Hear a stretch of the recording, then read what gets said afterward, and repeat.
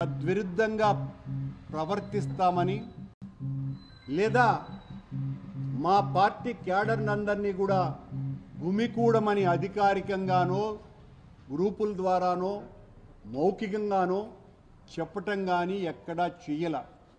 కానీ మాకు ఇచ్చినటువంటి నోటీసులలో మీరు 10,000 మందిని సమీకరిస్తున్నారు, సమీకరించటం శాంతి భద్రతలకు విఘ్నం కనుక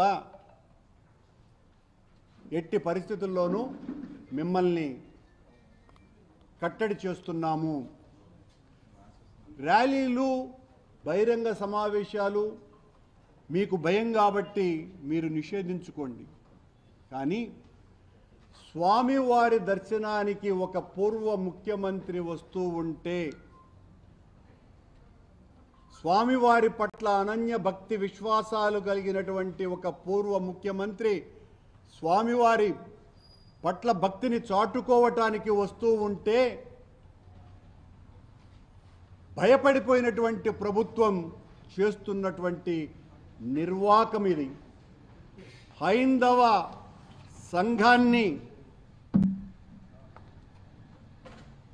హింస పెడుతున్నటువంటి కలుషాత్ములు,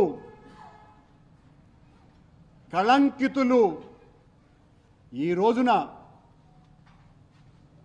జగన్మోహన్ రెడ్డి గారి మీద అత్యంత దారుణంగా, హేయంగా, నీచాతి నీచంగా ఆయన మీద దాడికి దిగితే, ఆయన డిక్లరేషన్ ఇచ్చి దైవదర్శనానికి వెళ్ళాలి అని సూడో భగవంతుని పట్ల అంతంత మాత్రమే నమ్మకం ఉన్నటువంటి సూడో మనుషులు జగన్మోహన్ రెడ్డి గారిని కట్టడి చేయాలని మాట్లాడుతున్నారు. హిందుత్వం ఏం చెప్తుంది? భగవంతుని పట్ల భక్తితో ఎవ్వరు వచ్చినా, ప్రపంచవ్యాప్తంగా ఉన్నటువంటి గుళ్లకు ఎవ్వరు వచ్చినా సాదర స్వాగతం పలుకుతుంది భారతీయ సనాతన ధర్మం.